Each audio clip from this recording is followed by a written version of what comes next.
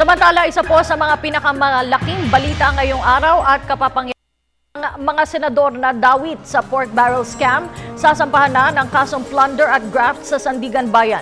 Kabilang na dito sina Senador Juan Ponce Enrile at Bong Revilla at Jinggoy Estrada.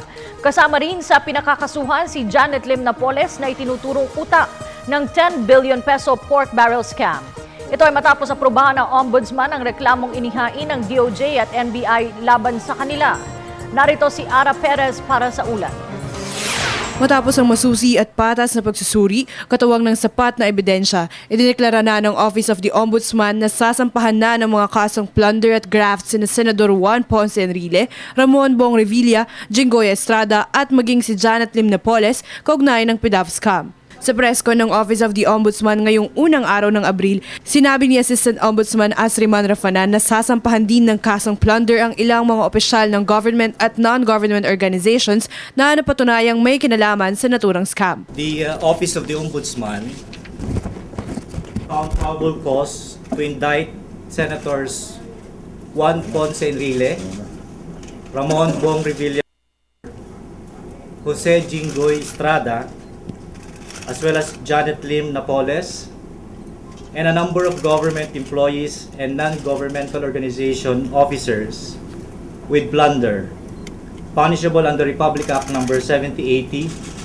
as amended, and violations of Section 3E of Republic Act 3019 or the Anti-Graft and Corrupt Practices Act in connection with the Priority Development Assistance Fund controversy or pork barrel scam.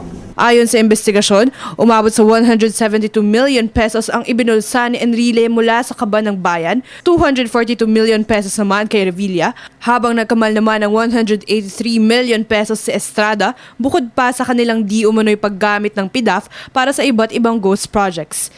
Ihahain sa Sandigan Bayan ang mga kaso matapos ang motion for reconsideration na maaaring ipasa ni Enrile, Revilla, Estrada, Napoles at iba pang nasasakdal 5 araw matapos silang matanggap ang resolusyon ng tanggapan. Will be filed with the Sandigan Bayan after the